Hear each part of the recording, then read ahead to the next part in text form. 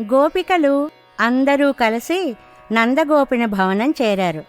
ముందుగా ఆచార్యుని ఆశ్రయించి తర్వాతనే భగవంతుని ఆశ్రయించాలనే సంప్రదాయం ఇక్కడ మనకి కనిపిస్తుంది.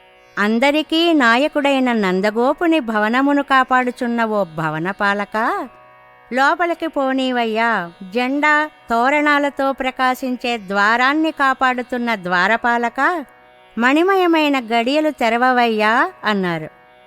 మాయావి మణివర్ణుడు అయిన శ్రీకృష్ణుని పర అనే వాద్య విశేషాన్ని ఇస్తాను అంటే ప్రార్థించడానికి వచ్చాం. స్వామిని గానంతో మేల్కొలపాలని వచ్చాం. అయ్యా, ముందుగా మీరే కాదనకండి. ఒకదానితో ఒకటి గట్టిగా చేరిన ఈ తలుపుల్ని తెరచి మీరే మమ్మల్ని లోపలికి పంపించాలి అని భవనపాలకుని ద్వారపాలకుని ప్రార్థించారు గోపికలు.